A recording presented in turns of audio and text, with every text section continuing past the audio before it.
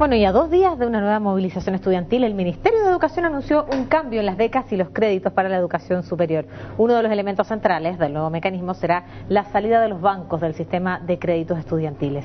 Los énfasis serán 3. Un crédito único con una tasa de interés al 2% anual, una disminución escalonada en los puntajes de la PSU para acceder a las becas según el nivel socioeconómico y el financiamiento por parte de las instituciones de educación superior de la brecha entre los aranceles reales y los de referencia a los más vulnerables. Para el Consejo de Rectores, este último punto es complejo. Bueno, en tanto, el presidente de la FED, hablamos de Gabriel Boric, dijo que la iniciativa hay que estudiarla en detalle y especialmente habló de la llamada letra chica. Presentamos todos estos antecedentes para ahora realizar el análisis de la propuesta. Nos acompaña la directora ejecutiva de Aqualis, Mónica Jiménez. Además, recuerde, ella fue ministra de Educación en el gobierno de la expresidenta Bachelet y ex rectora de la Universidad Católica de Temuco. ¿Cómo está? Gracias por su tiempo. Hola Macarena, bien estoy contenta como directora ejecutiva de Aqualis de este avance. Yo creo que es una buena propuesta, tal como yo diría el ministro lo señaló y varios lo estamos reconociendo. El hecho de que sea un sistema único va en la dirección absoluta de lo que Aqualis propuso, el hecho que salgan los bancos, que sea una agencia estatal, el hecho que el pago sea contingente al ingreso, en fin, todo eso son progresos muy notables, es lo que habíamos venido pidiendo y estamos muy satisfechos con la propuesta del ministro, pero hay algunos aspectos que a mí me gustaría destacar en esta conversación porque puede que no sean conocidos todavía, porque siempre estas son las ideas generales, después vienen los detalles, pero hay algunos que a mí personalmente como directora de Aqualis me parecen muy relevantes. Entonces, ¿cuáles son estos detalles? Algo por ahí levantó la voz también el Crucho cuando se hablaba del arancel de referencia y esta brecha que existe, ¿cierto? Sí, de eso también te voy a hablar, pero antes que todo te voy a hablar de un concepto de alumno meritorio. El ministro destaca que se ha hecho un esfuerzo por bajar los puntajes de la PSU para poder hacer más inclusivo el beneficio. Nosotros estimamos que eso no es suficiente. Nosotros proponemos un cambio de paradigma. No es solo la PSU. Hay que considerar las notas de colegio y hay que considerar el ranking, es decir, la ubicación que el joven tuvo en su curso durante su etapa escolar. Esto es muy importante porque tú sabes que la PSU es un instrumento que nosotros apoyamos, que debe existir, pero es un instrumento inequitativo, o sea, no es equitativo. Es un instrumento que solamente le da garantía a los sectores urbanos y a los sectores que han estudiado educación humanista científica.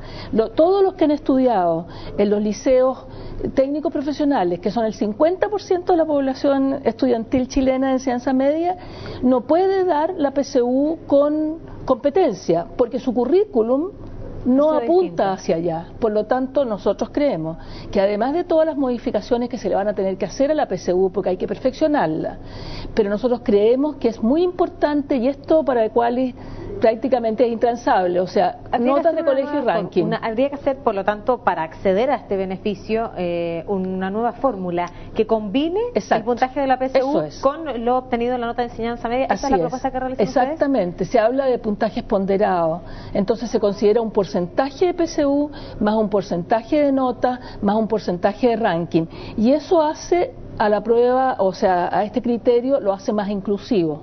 O sea, yo te diría, ese es un tema en el cual tenemos que profundizar, y yo sé que van a venir muchas voces en ese sentido, porque las universidades ya están haciendo esfuerzos por incluir a niños que tienen mérito, pero que no tuvieron, dijéramos, la preparación suficiente para poder dar esa PSU. Ese es un primer tema. Ahí mismo, vinculado con ese tema, a mí me preocupa lo que son las becas para los propedéuticos. Este año se abrieron 1000 cupos para niños justamente que no tenían esos requisitos pero que podían estudiar propedéutico. Mi pregunta al ministro es, bueno, ¿y qué pasa con esto que se acaba de hacer?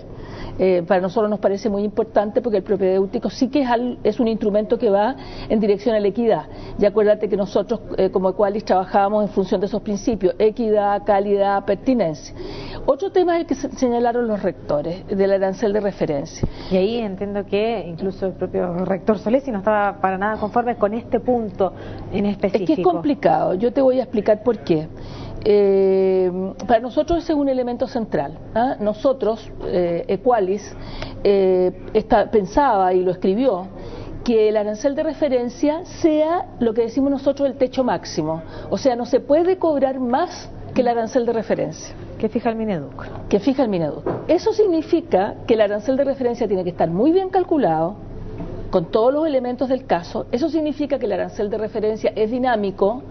Eso significa que en el fondo el Estado se convierte en el gran, voy a decirlo, comprador, porque como tiene un porcentaje tan importante de becas y créditos, se convierte en el gran comprador de la educación, ¿no es cierto?, el Estado a las instituciones. Claro. Y por lo tanto, no voy a usar la palabra fija precio, porque eso me van a matar la mayoría. Claro, no suena muy bien cuando hablamos de educación. Claro. No, y además... Pero establece el arancel de referencia. Pero yo, lo que nosotros quiero decir es el techo máximo, o sea, más que el arancel de referencia, no se puede cobrar. Por lo tanto, habría que hacer un cambio completo en este caso y en ese punto específico. Hay que hacer un nuevo mecanismo de cálculo de arancel de referencia, y esto depende mucho, ya que escuché yo que lo vinculaban con el tema de los impuestos.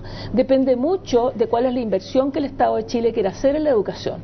Si el Estado quiere invertir poco y quiere continuar con la política de que sean las familias las que inviertan, entonces sigamos la política que planteó. Pero ahí tendrían que aumentar en este caso los recursos que destina el Estado, porque hoy día el arancel de referencia opera desde otro punto de vista, prácticamente casi del piso, y por eso es que se genera esta brecha. Ese 30%, claro, entre 25 y 30% que pagan las familias. El ministro dice que las universidades, nunca menciona los CFT a los IP, ese es otro tema que quiero conversarle, pero dice las instituciones de educación superior tienen que becar o darle un crédito de las mismas características. Yo le quiero recordar al ministro que el año 2006 el ministro Vitar nos pidió lo mismo, yo en ese momento era rectora, nos pidió lo mismo, aquí existe un arancel de referencia y ustedes entonces financian la diferencia. Eso fue imposible para las universidades, ya el 2006, porque los presupuestos de las universidades son tan estrechos, tan mal calculados en general respecto a los costos reales, que las universidades no pudieron cumplir su promesa. Y lo que pasó en la práctica, salvo una universidad que yo siempre destaco, que es la UFRO, que se mantuvo en el arancel de referencia como tope, todas las demás, incluyendo la que yo dirigía en ese momento, tuvimos que cobrar el diferencial, y ese diferencial se lo cargamos a la familia. Por lo tanto, mi postura en esto es no volvamos a decir algo que no se puede cumplir. Las universidades, y por eso las alertas del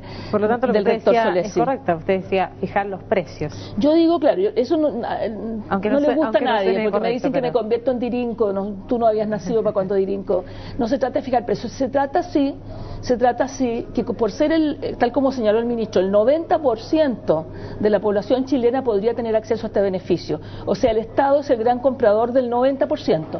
El Estado, por lo tanto, puede entrar a un acuerdo con las instituciones. Pero eso significa todo un mecanismo de fijación de aranceles que hoy día no existe, es un elemento dinámico, tienen que calcularse muy bien los costos. O sea, ese es un tema que es nuclear. Nos quedan muy pocos segundos para esta entrevista y solo quiero preguntarle, usted ha estado en distintas caras de la moneda desde la educación, ¿cierto? Sí. Como ministra, ya lo dijo usted también como rectora y ahora desde Qualis, pero quisiera preguntarle cómo vio usted la reacción por parte de los estudiantes, porque se presenta esto ayer, mañana hay convocatoria, ¿cierto?, de una nueva marcha estudiantil.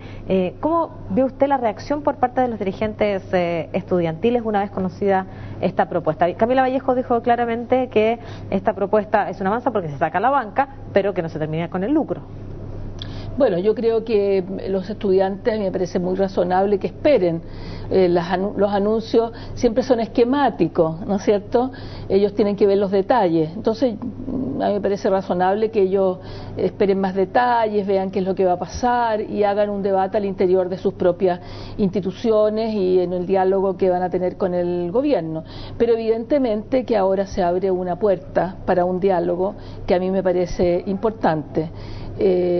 Yo creo que, mira, mi postura frente al lucro que ellos plantean es que en la medida que tú exiges calidad, tú vas disminuyendo el lucro, porque en el fondo lo que tú tienes que exigir es calidad, tienes que exigir calidad, y si tú pones muy buenas pautas de calidad y elevas los estándares y mantienes los aranceles de referencia de alguna forma controlado, el margen para el lucro es muy pequeño. Entonces yo creo que los esfuerzos que tenemos que hacer en Chile es mejorar los estándares de calidad, que eso es toda una tarea también, y hablar de unos aranceles de referencia que sean el tope máximo, y por lo tanto las personas que quieran lucrar en educación, yo creo que se van a ir con sus dineros a otras inversiones, porque aquí en educación no se puede lucrar, tenemos que ofrecer calidad.